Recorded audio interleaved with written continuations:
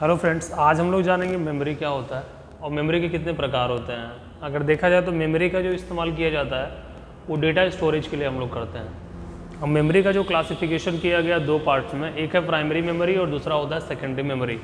अब जो primary memory होती है इसको हम लोग इंटरनल मेमोरी के भी नाम से जानते हैं और मेन मेमोरी के नाम से भी जानते हैं। और एक है हमारा सेकेंडरी मेमोरी।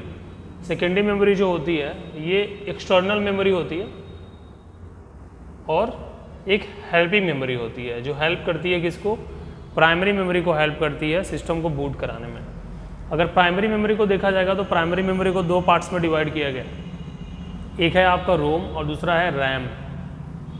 अब इसमें जो रोम होता है वो रीड ओनली मेमोरी होती है, ये केवल डेटा को रीड करती है। एक्चुअली इसका जो इस्तेमाल किया जाता है जब कंपनी कोई अपना इंफॉर्मेशन या कोई ब्रांडिंग वगैरह जो चीज़ होता है उसका स्टोर करने के लिए वो इस्तेमाल करती है रोम का।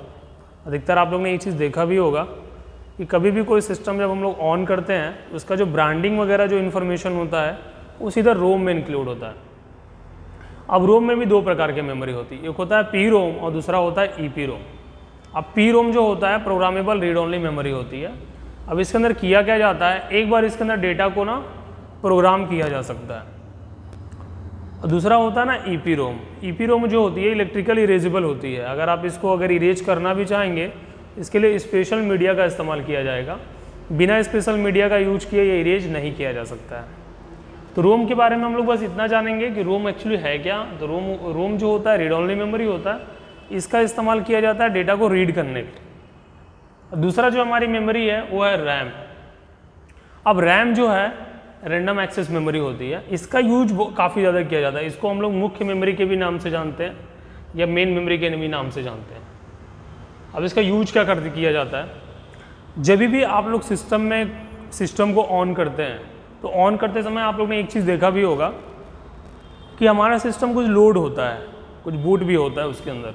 जब सिस्टम बूट होगा तो वहाँ पे करता क्या है, वो रैम वाली मेमोरी का यूज करता है। रैम जो होती है टेम्पररी मेमोरी होती है, जिसको हम लोग एक कंप्यूटर लैंग्वेज में बोलते हैं वोलाटाइल मेमोरी।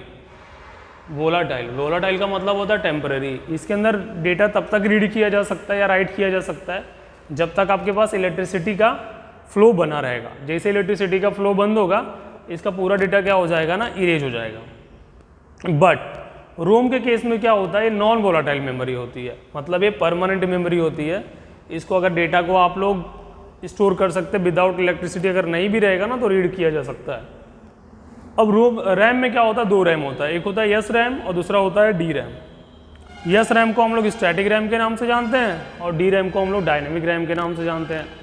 अब स्टैटिक रैम का एक्चुअली है क्या, तो कभी भी हम लोग जब डेटा को स्टोर करते हैं, जब डेटा को स्टोर किया जाता है या आपको सिस्टम को जब बूट किया जाता है उसके अंदर एक होता है ना, प्रोग्राम के अंदर डेटा पहला स्टोर होता है, फिर उसके बाद एक्सेस होता है, स्टोर होता है, एक्सेस होता है।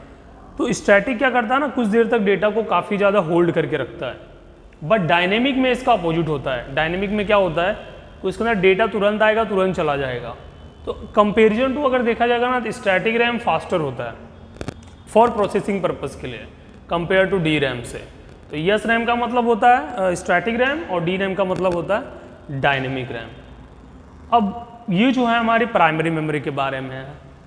और दूसरा जो पार्ट है हमारा सेकेंडरी मेमोरी का है। अब सेकेंडरी मेमोरी को हम लोग एक्सटर्नल मेमोरी के नाम से जानते हैं और हेल्पिंग मेमोरी मतलब एक ऑक्सिलरी मेमोरी भी होती है। अब इसके अंदर क्या क्या चीज़ें आता है, अब इसके अंदर आप लोग देख रहे होंगे ना, एक है हार्ड डिस्क। अब हार्ड डिस्क क्या होता है, और एक और चीज़ देखिएगा, मेमोरी में तो अधिकतर और बल्क में जो डेटा स्टोर किया जाता है ना वो हार्ड डिस्क में किया जाता है। दूसरा चीज़ क्या होता है, फ्लॉपी डिस्क होता है। फ्लॉपी डिस्क का पहले इस्तेमाल किया जाता था ना डेटा को एक प्लेस से दूसरे प्लेस पर ले जाने के लिए। आज के टाइम पे तो हम लोग पेन ड्राइव और मेमोरी कार्ड का यूज करते हैं, बट पहले के केस में क्या होता था ना, फ्लॉपी डिस्क का यूज करते थे हम लोग। और एक और आपको जान के आश्चर्य होगा कि पहला फ्लॉपी डिस्क की जो कैपेसिटी होती थी ना केवल 1.44 MB होती थी। अभी आज के टाइम पे आप लोग कंपेयर करिए और वो भी उसका जो साइज होता था बिल्कुल अलग होता था, 3.5 इंचेस 5.3 इंचेस होता था। अभी आज के टाइम पे देखोगे तो मेमोरी कार्ड एक छोटा सा आता है जिसकी कैपेसिटी देखोगे तो कैपेसिटी हायर होती है compare to size. Hard disk में देखा जाएगा तो हार्ड डिस्क बस इतना ही समझिए आप लोग, हार्ड डिस्क में लार्ज अमाउंट में डेटा स्टोर किया जाता है। और आज के टाइम पे हार्ड डिस्क की जगह रिप्लेस होके आ गया है आपका SSD। तो कंपैरिजन टू हार्ड डिस्क अगर देखा जाएगा तो सबसे फास्ट मेमोरी क्या होती है? SSD होती है। SSD का लाइफ भी ज़्यादा होता है, इसका कॉस्ट भी ज़्यादा होगा कंपेयर टू हार्ड डिस्क से, और इसका प्रोसेसर स्पीड भी फास्ट होती है। हार्ड डिस्क में जस्ट अपोजिट है, हार्ड डिस्क जो है बहुत पुराना वाला मेमोरी एक तरह से रह गया। और एक और चीज़ देख रहे होंगे, पहला फ्लॉपी डिस्क का हम लोग इस्तेमाल करते थे डेटा को एक जगह से दूसरे जगह ले जाने के लिए, लेकिन आज के टाइम पे हम लोग इस्तेमाल कर रहे हैं पेन ड्राइव का। आज के टाइम किसका इस्तेमाल किया जा रहा है? पेन ड्राइव का। अब पेन ड्राइव में भी अलग अलग टाइप के पेन ड्राइव आते हैं। पहला 2.0 आता था, अभी 3.0 पेन ड्राइव आ रहा है।